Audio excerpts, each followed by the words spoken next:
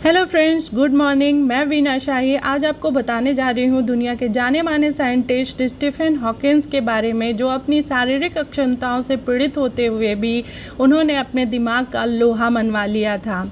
आइए आज आपको मैं बताती हूँ कि भगवान को लेकर उनके क्या विचार थे।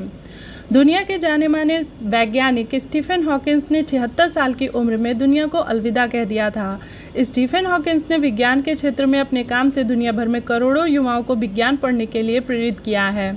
इंग्लैंड में जन्मे हॉकिंग ने सापेक्षता यानी रिलेटिविटी, ब्लैक होल और बिग बैंग थ्योरी को समझने में अहम भूमिका निभाई थी। साल 1959 में नेचुरल साइंस की पढ़ाई करने ऑक्सफोर्ड पहुंचे और उसके बाद उन्होंने कैम्ब्रिज में पीएचडी की थी।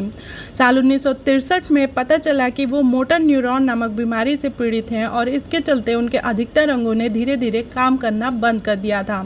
स्टीफन हॉकिंस ने विज्ञान की नज़र से ही भगवान, पृथ्वी पर इंसानों का अंत और एलियनों के अस्तित्व पर अपनी बात पूरी तरह से खुलकर कही थी। हॉकिंस का मानना था कि ईश्वर ने ब्रह्मांड की रचना नहीं की थी। द ग्रैंड डिज़ाइन नाम की किताब में उन्होंने लिखा था कि ब्रह्मांड की रचना अपने आप हुई है। हॉकिंग ब्रह्मांड की रचना को अपने आप घटित हुई घटना मानते थे।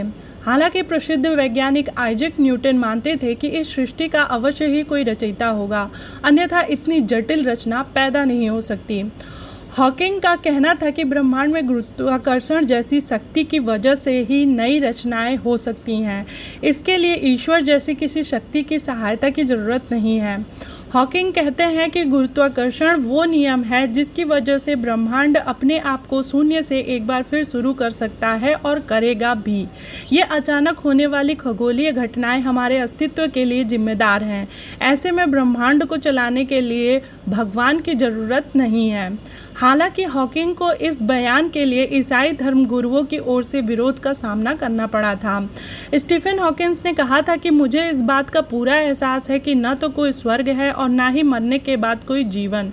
मेरा मानना है कि मरने के बाद जीवन है, ऐसा सोचना सिर्फ आपका खुशनुमा विचार ही हो सकता है।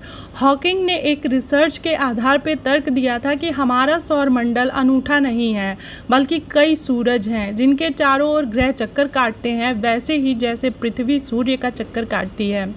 ब्लैक होल और बिग बैंग जैसी खगोलीय घटनाओं पर उनके शोध ने दुनिया को समझने में अन्य वैज्ञानिकों की मदद की है। और इसके अलावा आपको बता दें कि स्टीफन हॉकिंस ने पृथ्वी पर इंसानियत के भविष्य को लेकर चौंकाने वाला ऐलान किया था। स्टीफन हॉकिंस ने कहा था, मुझे विश्वास है कि इंसानों को अपने अंत से बचने के लिए पृथ्वी छोड़कर किसी दूसरे ग्रह को अपनाना चाहिए और इंसानों को अपना वजूद बचाने के लिए अगले 100 सालों में वो पूरी तैयारी करनी चाहिए जिससे कि पृथ्वी को छोड़ा जा सके।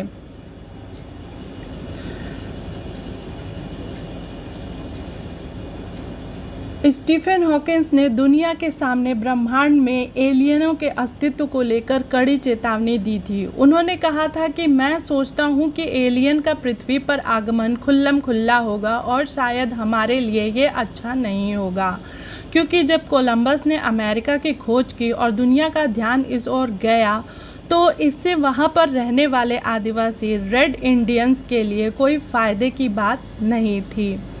तो दोस्तों, ये थे भगवान को लेकर और ब्रह्मांड को लेकर स्टीफन हॉकिंस के विचार। मैं अब यहीं विदा लेती हूँ। थैंक यू सो मच, और प्लीज़ मेरे इस चैनल को लाइक और सब्सक्राइब ज़रूर करिएगा, और आपके लिए मैं ऐसे ही नॉलेज वाले वीडियो अपलोड करती रहूँगी। Thank you so much, bye bye.